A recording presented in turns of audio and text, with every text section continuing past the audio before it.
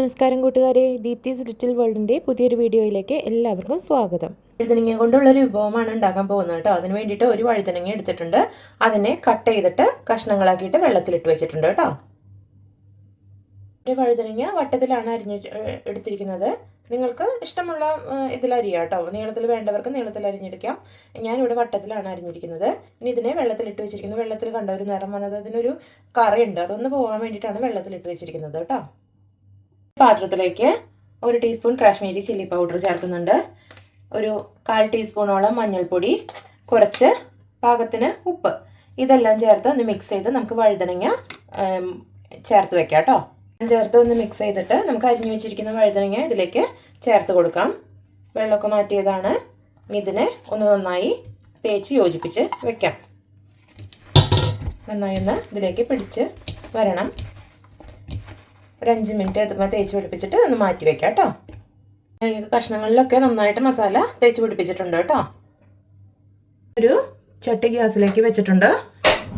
ഇതൊന്ന് ചൂടായി വരുമ്പോൾ അതിലേക്ക് കുറച്ച് വെളിച്ചെണ്ണ ഒഴിച്ചിട്ട് ഈ വഴുതനങ്ങ വറുത്തെടുക്കണം കേട്ടോ.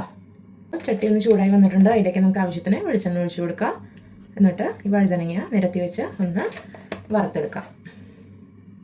ഇതിലേക്ക് എല്ലാ വഴുതനങ്ങ കഷ്ണങ്ങളും ഇങ്ങനെ വെച്ചിട്ട് ഒന്ന് വറുത്തെടുക്കാം കേട്ടോ. നമുക്ക് അതൊന്ന് ഫ്രൈ ആയിട്ട് വരുമ്പോൾ അടുത്ത ഭാഗത്തേക്ക് മറിച്ചിട്ട് കൊടുക്കാം കേട്ടോ. വറുത്തെടുക്കുന്നത് പോലെ ഒരുപാട് സമയം വേണ്ട കേട്ടോ. ഇത് ഫ്രൈ ആവാൻ പെട്ടെന്ന് ആയി കിട്ടും. അപ്പോൾ അത് വേഗം ഒന്ന് മറിച്ചിട്ട് കൊടുക്കാം. ഒന്ന് വറുത്ത് കോരി എടുക്കാം കേട്ടോ. ഇതായിട്ടുണ്ട്. അതിനെ വറുത്ത് മാറ്റാം. നമുക്ക് പാത്രത്തിലേക്ക് മാറ്റാം.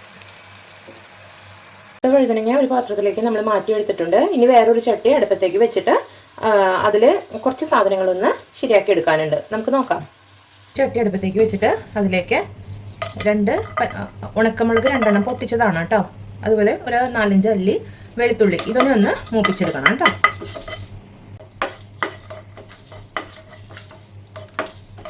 എടുത്ത് മാറ്റി ആ ചട്ടിയിലേക്ക് തന്നെ കുറച്ച് വെളിച്ചെണ്ണ ഒഴിച്ചിട്ട് ഒരു സവോള ചെറിയ കഷ്ണങ്ങളായി അരിഞ്ഞിട്ട് ഒന്ന് സോട്ട് ചെയ്തെടുക്കണേ.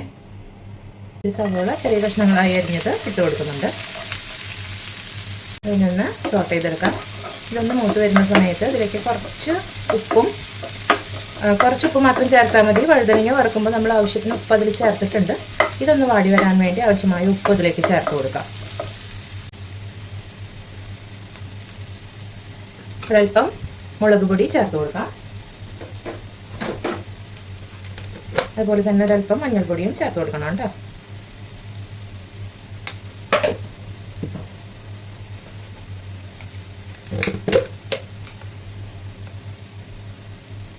ഇതിനെ നന്നായിട്ട് ഇളക്കി യോജിപ്പിക്കണം.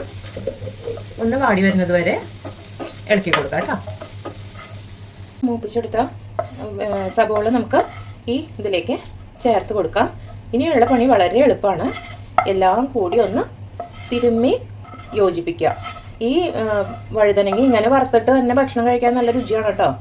അങ്ങനെ ഇഷ്ടമുള്ളവർക്ക് അങ്ങനെ കഴിക്കാം. ഇത് വറുത്തത് മാത്രം കൂട്ടിയിട്ട് നമുക്ക് ഊണ് കഴിക്കാൻ നല്ല ടേസ്റ്റാണ്. ഈ എല്ലാം കൂടെ നമുക്കൊന്ന് നന്നായി കുഴച്ചെടുക്കണം. കൈകൊണ്ട് തന്നെ കുഴച്ചെടുക്കുക. മിക്സിയിലിട്ട് അടിക്കരുത് കേട്ടോ. തിരുമ്മി യോജിപ്പിക്കാം. കൈകൊണ്ട് തന്നെ നല്ല ഇതിൽ ഒന്ന് തിരുമ്മി യോജിപ്പിക്കുക.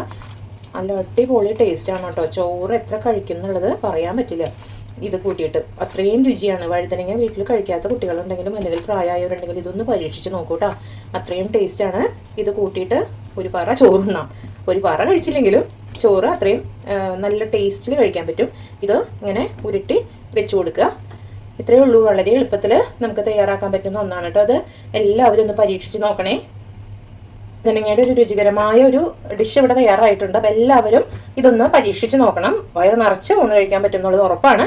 എല്ലാവരും ഒന്ന് പരീക്ഷിച്ച് നോക്കണം കേട്ടോ. അപ്പോൾ അടുത്ത വീഡിയോയിലൂടെ കാണാം നമുക്ക്.